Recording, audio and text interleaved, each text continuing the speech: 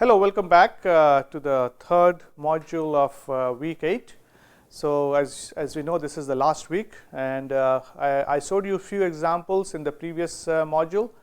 We looked over the two examples. Again, these are the case studies from actual projects which has been done, either research project or the student projects that we have looked at. So again, today we'll try to go over 3 projects. Again, I'll give you a quick overview, and these materials will be available to you. You can go over that in more detail, and this is kind of repetitive because we do the same stuff again and again in terms of goal and scope definition, functional unit, life cycle inventory, as well as the impact assessment and those calculation. So the first module, as you can see, this is on we are looking at a comparative life cycle assessment. This is a comparative life cycle assessment of conventional hand dryer and roll paper towel. So this was a study which was done a couple of years back, and this was a study funded by a campus. It was a university. Many university campuses now have sustainability office. So this particular study, we looked at whether in a washroom, if you go for, after you use the washroom, you have to dry your hand. So while drying the hand, should we go for a paper towel dispenser unit with a paper towel in there, or should we use a hand dryer, which is the electrical hand dryer? You go to any airport today and you find that you find the hand dryer, and you also find paper towel at many places. So when you try to compare these two, again you have to kind of think about, okay, what will be the function, what is the functional unit. So this particular study was done as I said a few years back, and here we looked at so when we started looking at this particular study, the question comes is, how will you do it? So as you can, I'll try to explain it using some of the figures from here. So as you can see on this particular figure, we had two systems. We have a system of like a hand dryer, and the other system is paper towel. So for both of these systems, we need to come up with a functional unit. So the functional unit for this is essentially, what is the function? If the function is to dry the hand after the usage of washroom. So when you are trying to dry the hand, it's essentially your pair of hands. So this is the pair of hands is our functional unit, like a functional unit. So drying of a pair of hand could be a functional unit in this case. So for both of these products, the function that it provides is drying the hand, and so functional unit could be a set of drying hand. Now with that functional unit, we are either using the paper towel or we are using the hand dryer. So we can use either of them too. So we have now two different systems. So for these two different systems in this particular figure, we are trying to show that, okay, in terms of system boundary, again it will be your material acquisition, your like a transport, and since this work was done in Canada, and so the material, this particular product was made in US, so we assume that all the manufacturing in US and the transportation to Canada to this particular campus unit.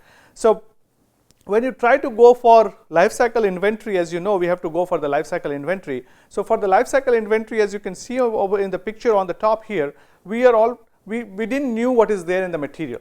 Of course, what you will do is these two different products, you can go to their website and try to find out the composition. When you try to find the composition, you have to actually look at each and every item which is present in that particular product. But many times you don't have that information, or what happens is the company will not give you the information because of the proprietary reasons. So in that case, what you could do, which was done in this particular study, is we took one of these paper dispenser, and we also took this one, so like a hand dryer, electrical hand dryer. We took it apart.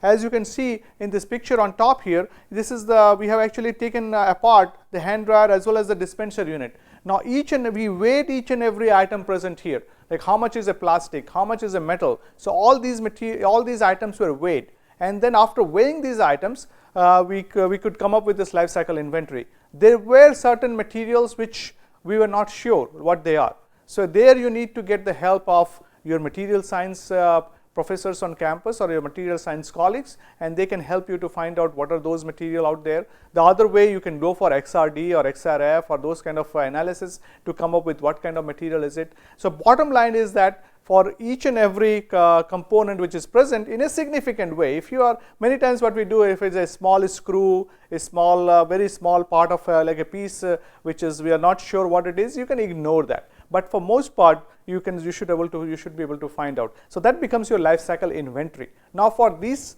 life cycle inventory of the product, you can use a software, and in this particular study, SEMA Pro was used as a software. That is one of the software. SEMA Pro, as I said, I think in the previous class as well, you can download SEMA Pro. There is a student version of the demo version of that software available, which lets you play with that a little bit. It also has a manual which comes with that, and also has it's a software manual, as well as there is a LCA manual which comes, which has certain solved example which you can walk through in using that software. So it's a good tool. With those two documents, actually you can learn the software part of it, which unfortunately we could not cover in this class that much because of we didn't have any lab. Usually if we have a lab in a course, if I'm teaching a course like a regular course in campus, there will be a lab associated with that, and we cover the software part in that lab. So once you have this LCI inventory, then you have the standard way of inputting all this LCI inventory data into the software. Then it will give you different impact categories. So you look at the impact categories of the system, and you come up with all the what is the impact in terms of the global warming, as in this particular table on top. You can see the global warming potential, human health, ecosystem quality, resources. And what we found is this: if you are using the recycled paper, and if you are using whatever is the paper coming after the usage, if you are composting that particular paper, this paper towel came out to be a better option than the hand dryer unit. And again, the hand dryer unit, energy is the major consumption. So energy, you have to be careful what kind of energy you are using. Is it a coal-based thermal power plant? Is it a hydro? Is it a nuclear power? So based on that, your answers will change. But for this particular setting, in the province of Ontario, in the southwest Ontario, again, the geographical region is a very, very important in terms of looking at what is the output for that particular system. So geographical region does play a good role in terms of deciding what is how the output will be. So in this particular case, Ontario, southwest Ontario, this was a particular in a university setting. We found out that in this particular case, that paper towel came out to be a better option. And assumption was paper towel is recycled paper towel, and the residue after the usage is going to a compost facility. So this is, and again, this material is available, and we have made this available to you. So you can, as a part of the week 8 material, you have access to this. So you can have a look at that as a reading material. So this is one example. So I'll kind of go through another two examples quickly, which is kind of related to each other. So these days we are going a lot in terms of looking at bioplastics. So that's another example where you can use it. So here, this is a plant-based plastic water bottle. So whether is it a greenwashing or a small step in the right direction. So if you're trying to do this life cycle assessment of environmental profile of PLA and a PET water and PET. PLA is it's a bioplastic, and PET is the regular plastic bottle that we use. So here, some background, like we know the bottled water industry is dominated by the different companies. Bottled water is becoming a big, I would say, in some sense, you can also say it's a big nuisance actually in today in terms of what is happening in the industry. So even if you are in any meetings you go today, in any conferences or any even in small meetings, you see lots and lots of plastic water bottle, and these water bottles are becoming a nuisance in terms of plastics into the environment, with a huge amount of plastic waste coming to the environment. So there has been push in terms of, rather than using this plastic water bottle, can we go for a bioplastic, where we can use this bioplastics for instead of this traditional plastic. So, in first generation of LCA of PLA, same fossil fuel requirement was there. So, that it was they were looking at, but the fossil requirement was 10 times lower than what is required in terms of regular plastic. There is no, there have been few studies which shows no clear win or trade off. So, we tried to do a study here, and as I said earlier in the lecture material, that system boundary plays a major role in terms of how you are looking at what kind of impact you see. It depends upon the system boundary. If you can play with the system boundary and you can make looks something very good, or you can make look something very bad as you play with the system boundary. So, in this particular work, again this was a kind of a project, the student driven project, where one of my student has done it. It's her slide. So, they compare the environmental impact of PLA and PET drinking water bottle. Here the cradle to grave LCA was done, and from extraction of raw material, process of resin, bottle production, end of life disposal, all things was done. So, in terms of the function, again you have to, after having the goal and the scope, next thing is to have the functional unit. So, here we use the function of one bottle, like a 500 ml bottle, which is not the 1 liter bottle, which say, okay, if you have 500 ml bottle, so provide 500 ml bottle of water. So, we have we take 1000 units of 500 ml bottle, just you could take 1 unit as well. We use 1000 units for 500 bottle as the functional unit, and the bottles were considered to be of the same mass and lifetime. So, it's one bottle was around 12.2 grams, so 1000 bottle becomes 12.2 kg. So, that's our functional unit in terms of this particular exercise. So, this is how the system was looked like. We had extraction and refining of crude oil to get the PET granules, then corn farming and wet milling to get the PLA granules, and then it will be transported to the bottle production process. There will be some waste being produced. Then you have the bottles to going to the consumer, some transportation further, and then you have the waste, which waste scenario that has to be managed. So, and then in each process we have the in terms of corn farming, we have CO2 as the input, some resources as the input, water also as the input, emissions to air and water, and the waste that is being produced. So, this is so consumption stage in terms of the consumption of the water, since it will be same for both, whether it's a PET or the PLA, we have excluded that. As I mentioned earlier, if you remember in earlier lecture, I said that if certain processes are same, in comparative LCA, you can eliminate one particular process. You don't have to include that, because for the product A versus product B, the impact would be the same. So, rather than doing that exercise, you can exclude that exercise and do it on the stuff which is not common between product A and product B.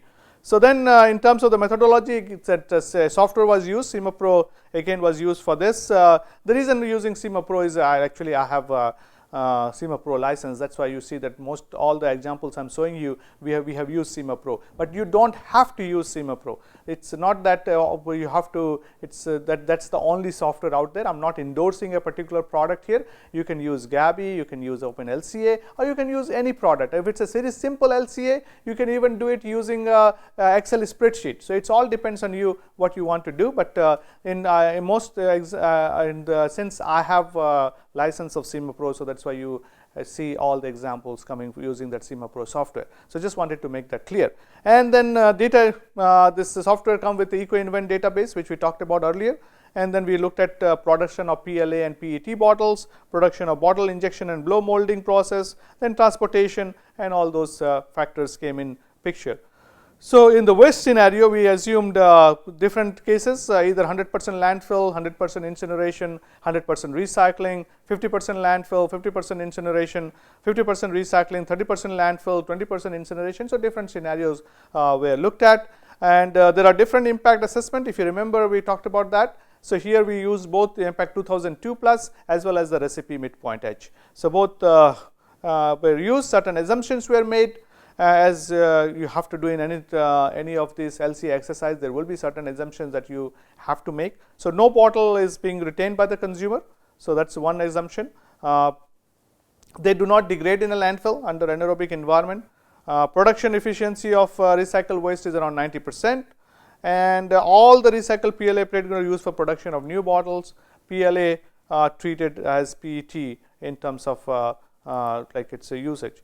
So, in terms of, if you look at the different, once you put all this data into the software, and then you look at and then you go for the impact categories, what we found that the human toxicity, freshwater eutrophication, freshwater ecotoxicity, marine ecotoxicity, those 4 were kind of coming out to be the major ones for the different scenarios.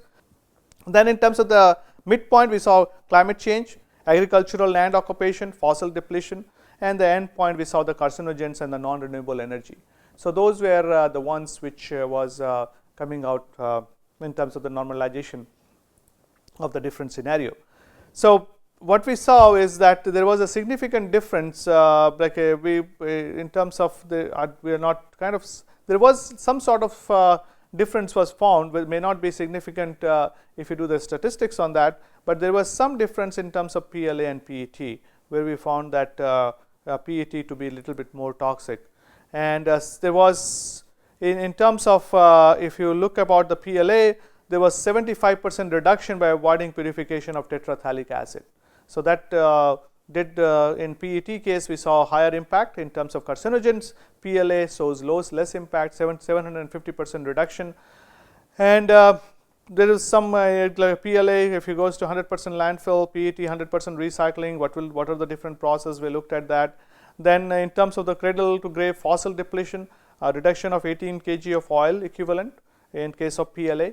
Now, reduction in terms of cradle to grave energy, non-renewable energy, we saw reduction of 341 megajoule of energy for PLA. So, again as you can see, we had in all these categories PLA came out to be better than PET, and but in terms of the climate change, in terms of the kg CO2 equivalent, we saw the reduction of around 14 kg CO2 equivalent if you use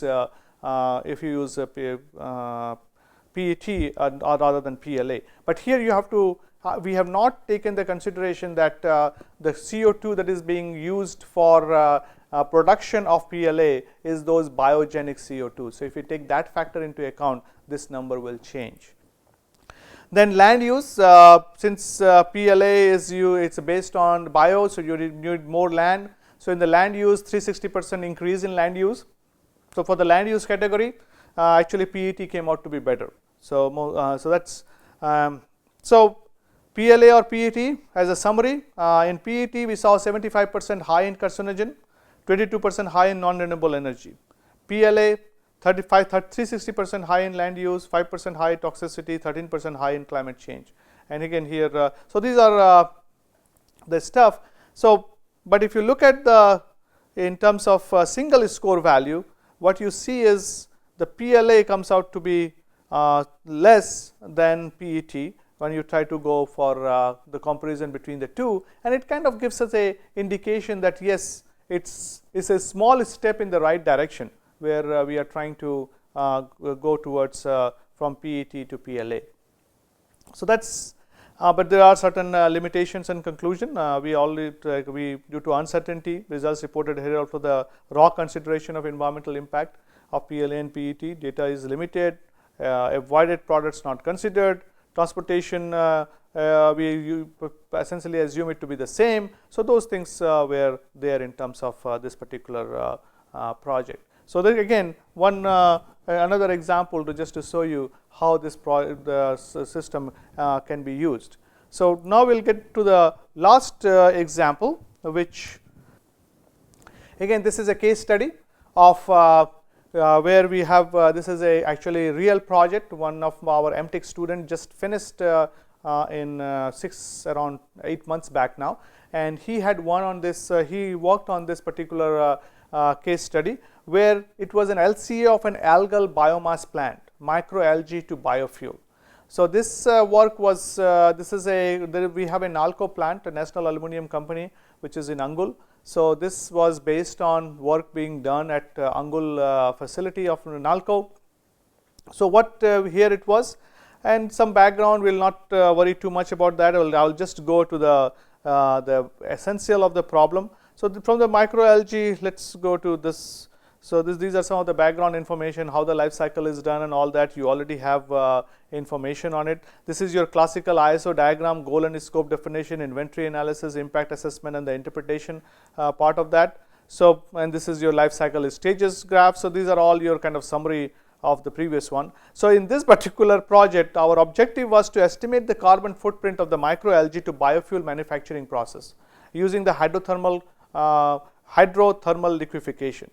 Then we also compare the impact between the two conversion process, which is the HTL, which is the hydrothermal liquefaction, and pyrolysis. Then we also compare for potential impact between the biodiesel, bio oil, fossil fuel diesel that was done as well.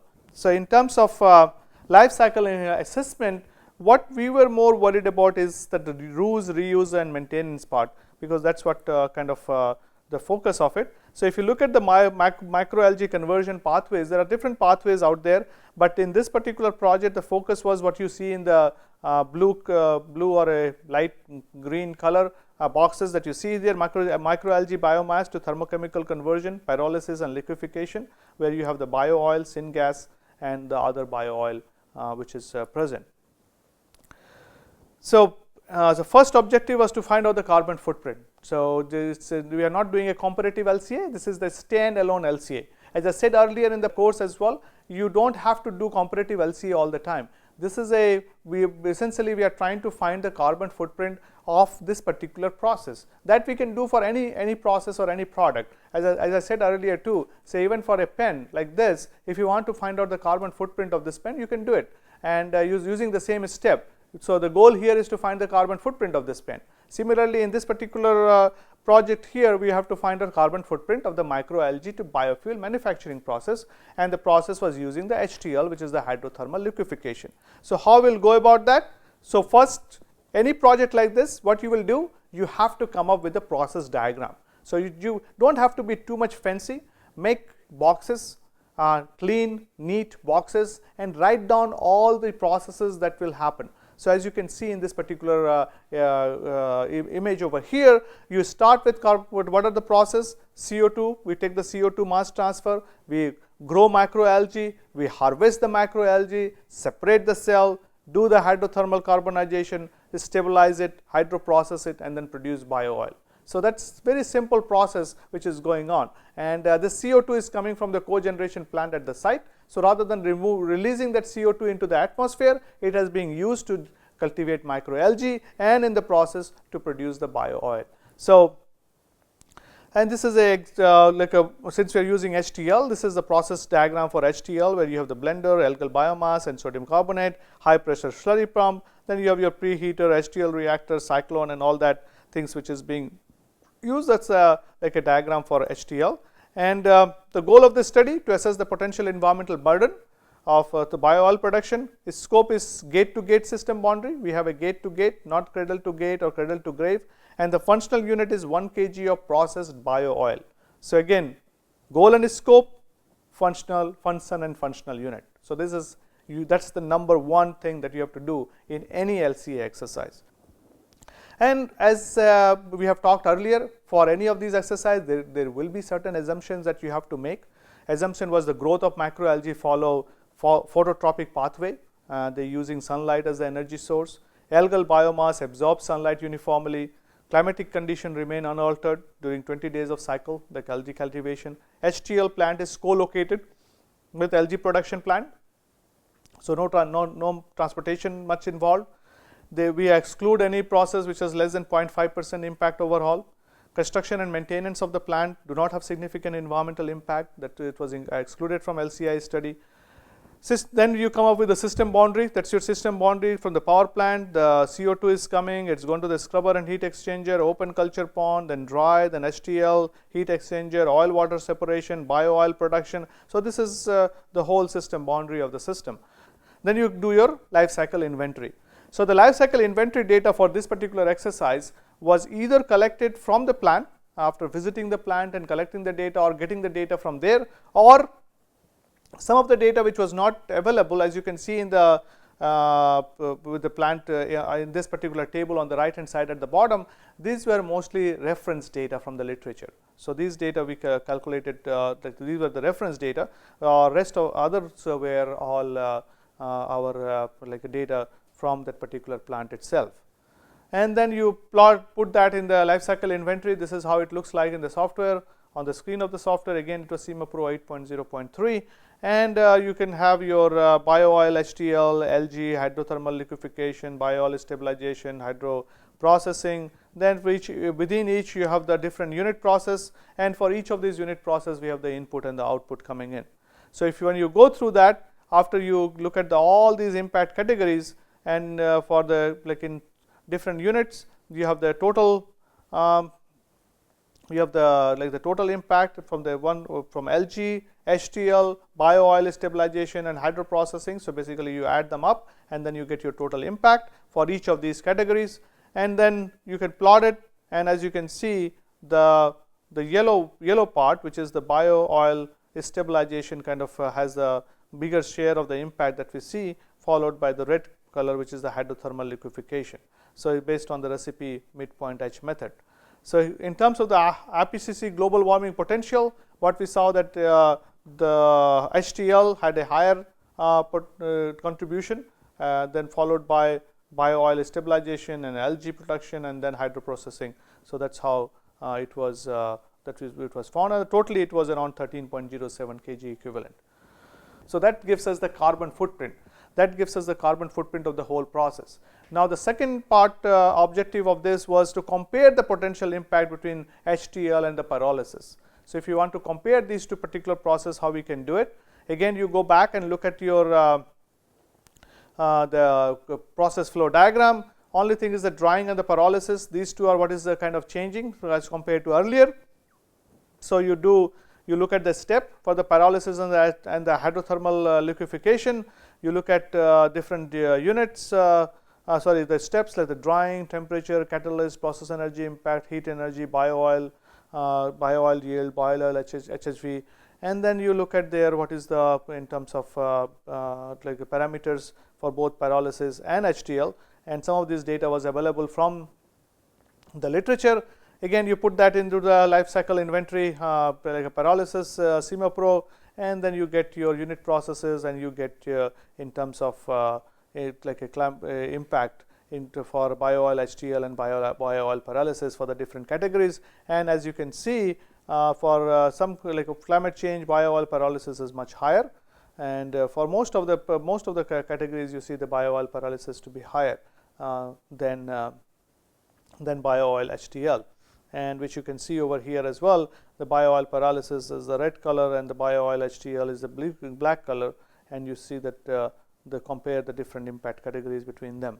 So, here what we found that bio-oil pyrolysis is if we normalize that to 100%, the impact for bio-oil HTL was somewhere around 35%. So, it is almost nearly 1/3 of that. So, that is then the comparison between the two. Then if you compare between biodiesel, bio-oil and fossil fuel diesel, just to again similar stuff, you go back and input this into the CIMA-Pro, you get your output into different impact categories, and here bio-oil pyrolysis again leads in terms of climate change, followed by bio-oil diesel, and then you have your for the different categories, looks like if you plot them out, you see that this bio-oil pyrolysis is kind of shows higher as then the bio-oil HTL, and then finally if the biodiesel. So, bio-oil HTL was kind of in the middle. So, in summary, you see that your bio-oil pyrolysis, the yellow one, which is as a higher global warming impact, followed by biodiesel, which is the black one, and this red color is we have this bio-oil HTL, which is kind of in the middle. So, in terms of compare that for the different impact categories, different unit, different processes that we get here, including that fossil fuel, And what we found that different you can when you represent your data, you can represent in this particular way for the different impact categories. You can see different units for different impact categories. You can convert all this unit to CO2 equivalent at some particular point of time as well. So, and then the same data has been plotted in the next graph. The table that you see here is the next slide shows the graph for that, where what has been this one particular category, the biodiesel, the fossil fuel diesel has been put at 100, and the others is based on that particular impact based on that. And as you can see by the fossil fuel diesel, then we have our bio-oil pyrolysis followed by bio-oil HTL and biodiesel, and some categories you see the difference as well in terms of. And then finally, if you normalize all the 4 types of fuel, and with taking fossil fuel as number 1 or any other which is shows as number 1, whichever is the highest data is considered at number 1, and then if you can normalize for different impact categories, what we found is the fossil fuel diesel was the highest in terms of impact, and the lowest impact was from bio-oil HTL followed by the bio-oil diesel. So that conclusion was we found that bio-oil HTL was the environmentally friendly process, followed by the biodiesel, and then for bio-oil pyrolysis, and ultimately, and the last one was the fossil fuel. So it's that we can. So this particular exercise, I showed you a standalone LCA. I also showed you a comparative LCA between the 2 process, then a comparative LCA between the 4 different products. So you can, again, these materials are available to you, and so you can go through these slides in more detail. It has a step-by-step information is provided. The paper is already available to you, which I showed regarding the paper dryer and the hand towel. So this is kind of these different examples today, this particular video and the previous module that we covered. And so that gives you a good idea about how the LCA is really applied in field scale or in the lab scale. So I hope that this will help you in your master's project, in your PhD research, or any other project that you're involved with in your LCA exercise. So this kind of comes towards the end of like a lecture part, and then the next 2 module we will try to cover some of the solved example in your exam, which is so many of you have registered for the exam. So for your exam there will be some problems, and we did cover some solved examples during the lecture module, but my TAs they will come up in next 2 videos, and they will walk you through some of the example problems so that you can prepare, that will help you prepare for the exam, and kind of gives you some idea about how to approach some of the problems which we did talk about in the theory with some examples in between, but kind of a recap of the problem side will be done in NOX 2 module. Again, thank you very much for taking this course, and this is the last time you are seeing me for this particular course. And again, any question, feel free to put it on the discussion forum. We'll be happy to answer. We are keeping an eye on the discussion forum as we are making progress in the course. We look forward to hearing from you. Any feedback, that is also appreciated. And then again, all the best those of you who have registered for the exam, and thank you. And I'll see you again in future at some other forum. Thanks.